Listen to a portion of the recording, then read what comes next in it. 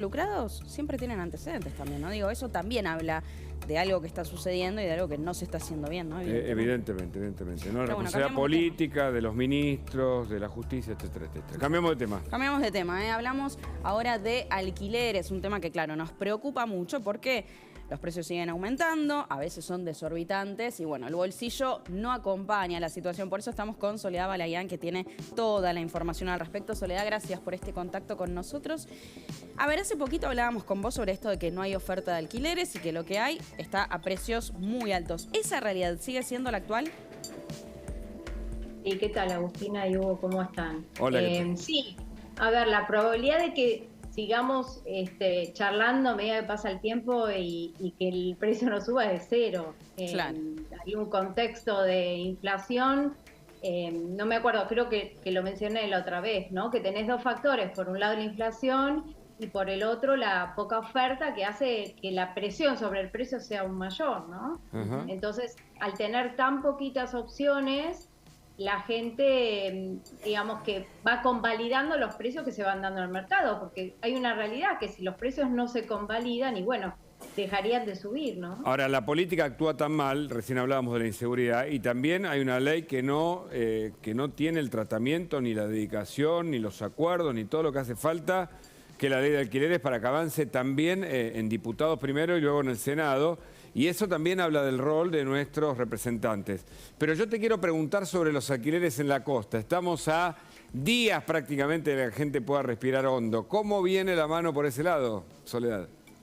Ay, Hugo, la verdad, te soy sincera, yo no trabajo en la costa, pero me puedo imaginar que no van a ser muy bajos, ¿no? Va a haber un incremento importante, sobre todo si se espera que no haya flujo de gente que se vaya al exterior, ¿no? Por esto del dólar, el dólar Qatar, ¿no? Entonces, es muy probable que esa demanda haga que los precios se incrementen muchísimo más de quizás lo esperado, ¿no? Claro.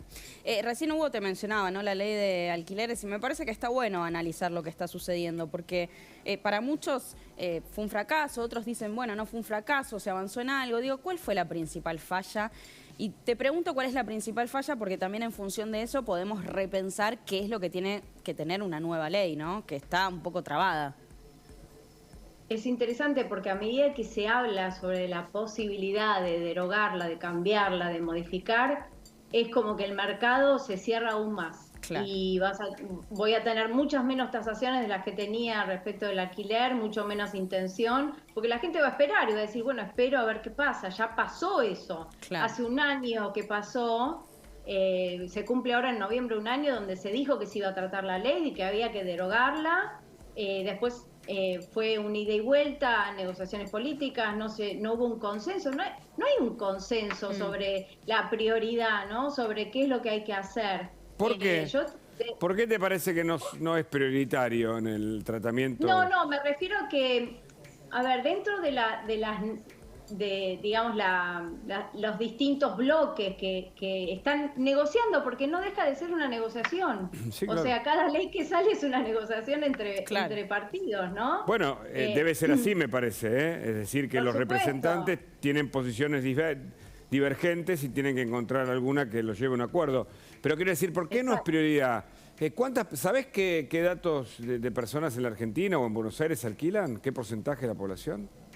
No, la verdad que no. Okay. Porque tal vez tenga que ver con eso, digo, si piensan, acá somos dos y uno alquila, que es Agustina, que Exacto. Siempre la ponemos como ejemplo. Digo, me parece que hay mucha gente que todavía no tiene vivienda propia, y mucho menos en este tiempo, donde no hay crédito, los créditos tienen una tasa del 1000%. Yo te digo, o sea, te soy completamente sincera, por lo menos en mi generación, la charla siempre con el grupo de amigos es, la casa propia es un sueño prácticamente imposible, vamos a alquilar toda la vida. Digo, los aumentos que se van registrando, que como bien vos decías, esto no va a frenar. Los aumentos se van a seguir dando porque estamos en un país que lamentablemente tiene un nivel inflacionario fuerte, alto. Y digo, es una realidad, ¿no?, también de las generaciones de hoy. Sí, es verdad. Cada vez hay más inquilinos. No es un tema de acá, ¿no? Es un tema general. Pero vos fíjate que cuando salieron los créditos UVA, se abrió una ventana de posibilidad, sobre todo los primeros, ¿no? Que tenían una tasa muy atractiva, y ahí eso impulsó la posibilidad del techo propio. Uno creía que la gente joven no quería ser propietario y que prefería movilidad, y cuando salieron los UVA, la verdad que hubo un interés muy importante y fue realmente un éxito. ¿Y vos ves posibilidad en el futuro de tener algún tipo de herramienta crediticia que habilite, que facilite el acceso a la casa propia? ¿En algún futuro, digo, es posible en la economía argentina? Mirá, claramente primero tienen que resolver el tema de la inflación, porque en países con inflación de 3 dígitos es imposible que haya crédito, ¿no? No existe esa posibilidad. O sea, con una inflación anual de un 10% lo podían llegar a manejar, pero la verdad que se fue de las manos ese tema. Entonces, no. La verdad que cuando uno tiene que pensar, a ver, cuando yo analizo, digo, bueno, a ver, en el largo plazo, ¿cuándo va a mejorar el mercado? ¿Cuándo hay una posibilidad de que el precio de las propiedades en venta se incremente, ¿no? Y tenés que pensar que tiene que haber sí o sí crédito. Entonces, todo lo que tiene que pasar en la economía para que se estabilice, para que haya la posibilidad de que exista esa herramienta, y uno tiene que pensar por lo menos 3 años. Claro. Y la pregunta es, ¿cuál es el principal reclamo que te llega a tu estudio? A ver, desde el punto de vista de la persona que toda su vida alquiló, puso a disposición el inmueble en alquiler, es que son 3 años es demasiado, que ajustarme a un índice, que ahora se ve, ¿no? Que el índice está siempre por debajo del valor de mercado. Uno cuando analiza los precios de los alquileres tiene que tener en cuenta que hay 3 precios. Están el precio que se negocia con las prórrogas, ¿sí? Los contratos anteriores, que no tienen que ver con la ley, ¿sí? Entonces ahí sigue habiendo una negociación. Después están los que están bajo la ley vigente, que se ajustan anualmente con el índice, ¿sí? Esos son otros precios. Y después tenés los precios de las publicaciones, de los alquileres que están disponibles en alquiler. Y esos son los que más subieron. Entonces, esa relación que uno ve, el propietario que ve al precio que está en el mercado y al precio al que tiene alquilado el departamento, dice, pero yo lo tengo mucho más bajo.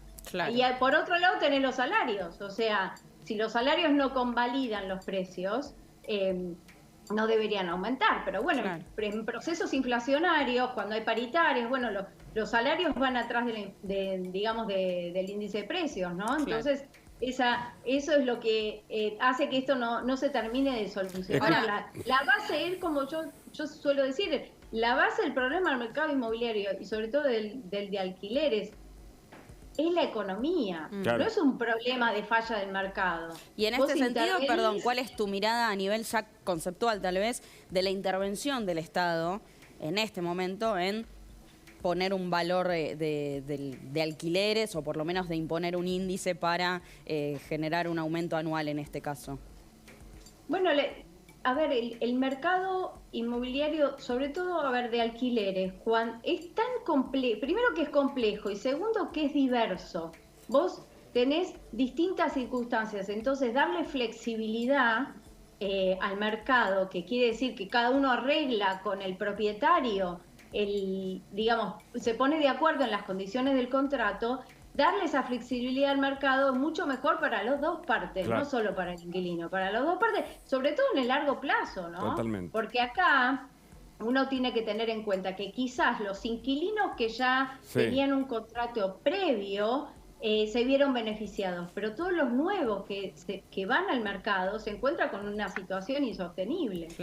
Soledad, muchas gracias por este contacto. Seguimos con vos en cualquier momento. Un abrazo. Bueno, y pasamos a algunas imágenes diapositivas, mirá qué palabra. Videos que nos impactan.